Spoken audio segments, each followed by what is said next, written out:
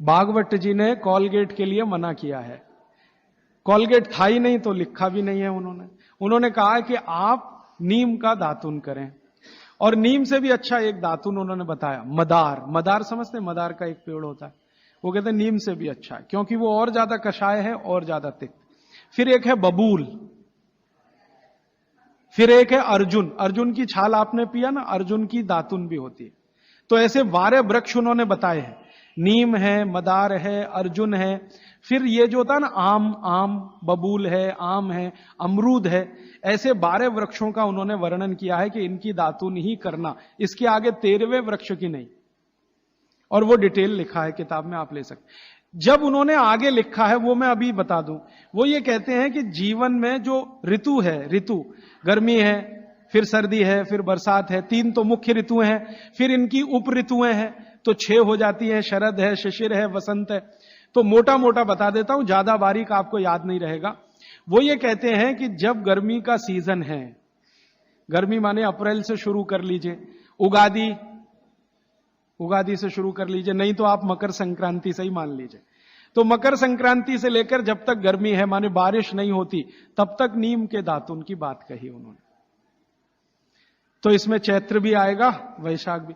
अब आप पुरानी चीज जरा देखिए कि हमारे बचपन में हमारी दादी कहती थी कि देख चैत्र का महीना लग गया, नीम के पत्ते खा ले तो अगले 1 साल तक बीमार नहीं पड़ेगा। तो वो समय यही आता है जो भागवत जी का कैलकुलेशन। क्यों? ये जो समय है इसमें पित्त को भड़कने से बचाने में सबसे बड़ी मदद ये करेगा नीम। तो नीम का दातुन, नहीं तो बबूल का दातुन, नहीं तो मदार का दातुन, लेकिन गर्मियों में सबसे अच्छा नीम है। दूसरा सबसे अच्छा बबूल है गर्मियों में। और सर्दियों के दिन में सबसे अच्छा दातुन है अमरूद के पेड़ का दातुन, सर्दियों में सबसे अच्छा अमरूद के पेड़ का। और अमरूद के जैसा ही एक और पेड़ होता है, जामुन का भी दातुन करने का नियम बताया है, लेकिन पता नहीं आप तोड़ पाएंगे कि नहीं, लेकिन अमरूद का आसानी से मिल जाएगा। और फिर ज्यादा बारिश के दिनों में जो वो बोलते हैं तो आम का भी कर सकते हैं, अर्जुन का भी कर सकते हैं। और आप बोलेंगे जी पूरी जिंदगी अगर नीम का ही दातुन करें तो कर सकते हैं, 3 महीने लगातार करके थोड़े दिन छोड़ देना, फिर 3 महीने कर लेना। वो थोड़े दिन छोड़ने का नियम ध्यान रखना। तो फिर आप बोले थोड़े दिन छोड़ दिया तो क्या करें? उस दिन दंत मंजन कर लेना। दंत मंजन के लिए वो ये कहते हैं कि आप जिस एरिया में रह रहे हैं वहां का तेल, और जिस क्षेत्र में रह रहे हैं वहां जो उपलब्ध लवण माने नमक, और जिस क्षेत्र में रह रहे हैं वहां की उपलब्ध हल्दी, ये तीनों मिलाकर आप पाउडर बना के दांत पे घिस सकते हैं। ये बहुत अच्छा दंत मंजन उन्होंने माना। दूसरा दंत मंजन उन्होंने बताया है गाय के गोबर को सुखाकर जलाएं, उसकी जो राखी है उसमें थोड़ा कपूर मिला दें, थोड़ा सेंधा नमक मिला दें, बहुत अच्छा दंत मंजन। तीसरा वो कहते हैं कि जो त्रिफला चूर्ण, मैंने बार बार आपको बोला त्रिफला चूर्ण है, तो इसको बारीक पीसें, दंत मंजन के लिए बारीक पीसना और खाने के लिए मोटा पीसना। तो बारीक त्रिफला चूर्ण, थोड़ा सेंधा नमक, बस मिला के दांत पे घिसें, तो ये दंत मंजन। ऐसे 8-10 तरह के दंत मंजन है, 12 किस्म की दातुन है। तो आप ये जरूर करें।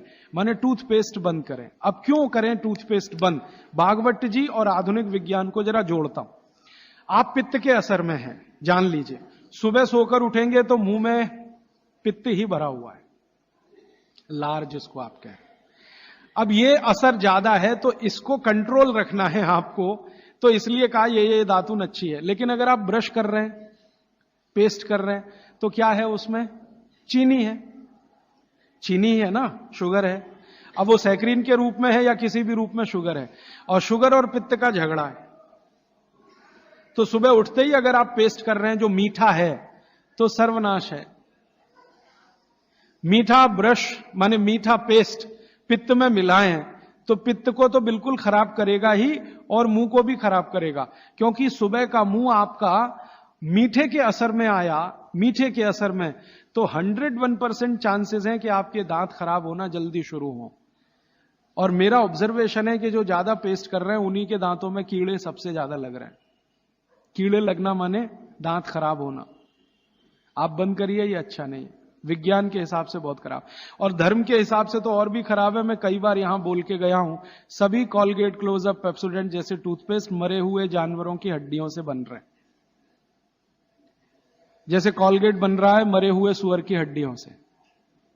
ये प्रयोगशाला में प्रयोग करके हम प्रमाणित करने के बाद बोल रहे हैं आपसे, क्योंकि मैं जानता हूं सामने वाली कंपनी मेरे खिलाफ केस कर सकती है।